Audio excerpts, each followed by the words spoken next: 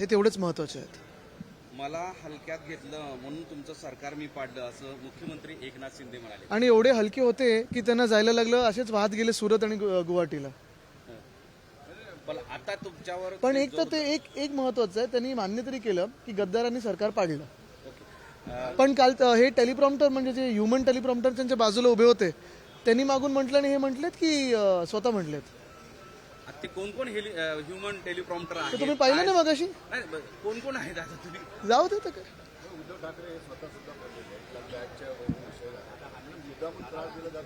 नक्कीच एक आहे, आपण पाहताय विरोधी पक्षाच्या तर लोकांना तपासणी तर होतच आहे, पण त्याही पलीकडे आता आपण पाहताय अनेक शहरांमध्ये असेल, अनेक जिल्ह्यांमध्ये असेल, प्रायव्हेट सिटिझन्सना म्हणजे जे राजकारणात नाही आहेत तशा नागरिकांना हैराण केलं जाते. तर कुठेतरी प्रत्येक व्यक्तीने हे जेव्हा चेकिंग करतात तेव्हा स्वतःचा व्हिडिओ चालू ठेवला पाहिजे. नाही करा ना, आपण बिलकुल नाही आहे, पण मोदी साहेबांची तपासणी करा. ती हेलिकॉप्टरमधून मोठी ट्रंक गेलेली आपल्याला आठवत असेल, त्यांच्या MI-17 हेलिकॉप्टरमधून, ती कोणाची होती? एकनाथ शिंदेच्या हेलिकॉप्टरमधून ज्या बॅगेज येतात ते कोणाचे असतात? तर ह्या पण तपासणी करा. आणि प्रत्येक नागरिकांनी तपासणीच्या वेळी स्वतःचे कॅमेरे ऑन ठेवले पाहिजेत. तक्रार वगैरे नाही, मला वाटतं काल जे आहे ते आहे, व्हिडिओ आम्ही काढलेला आहे. तुमचा जो जाहीरनामा आहे तो चोरलेला आहे असं मुख्यमंत्री म्हणताय. आमच्याच योजना आहेत अलिबाबाने 40 चोर दुसऱ्यांना चोर म्हणतात.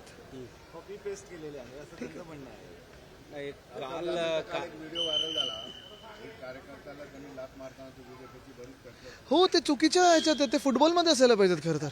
पण एक नक्की बघा, कार्यकर्ते दिवसरात्र मेहनत करत असतात आणि कार्यकर्त्यांचा आदर झालाच पाहिजे, सन्मान झालाच पाहिजे. असं कोणतरी फोटोमध्ये येतं म्हणून लाथ मारणं, धक्काबुक्की करणं हे कितपत योग्य आहे? आणि ह्याच भाजपच्या तर कार्यकर्त्यांनी विचार केला पाहिजे की पुन्हा एकदा भाजपला निवडून द्यायचं का. कारण गेल्या 2 वर्षात ना संघाच्या कार्यकर्त्याचा सन्मान झालाय ना भाजपच्या कार्यकर्त्याचा सन्मान झालाय. काय मिळालं त्यांना सरकारमध्ये?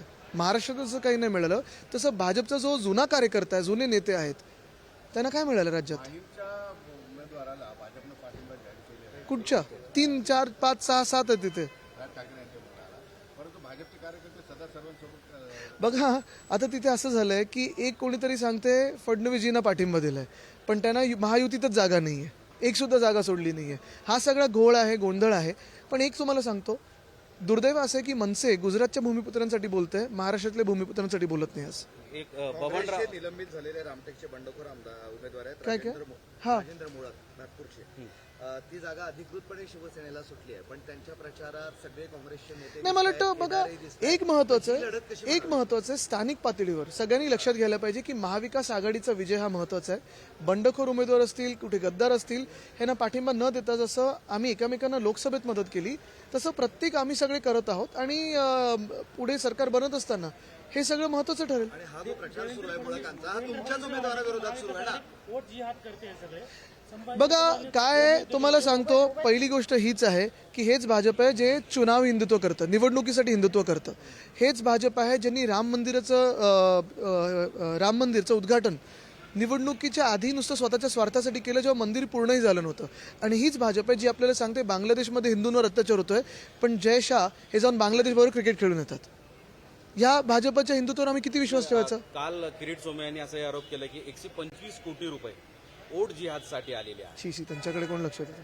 तरी पण आता या त्यांच्याबद्दल आम्ही तर लक्ष देतो. त्यांच्याबद्दल नाही. पूर्ण लढतीमध्ये एकमेकांच्या विरोधात बिलकुल नाही. महाविकास आघाडी ऐका ना, मी सांगतो, महाविकास आघाडी जिथे जिथे अधिकृतरित्या उभी आहे तिथे सगळी जनता महाविकास आघाडीलाच मतदान करेल. जे बंडखोर आहेत, कुठे काही बिघाडी करायचा प्रयत्न करतात, त्यांना कोणी भाव देणार नाही. एक प्रश्न बबनराव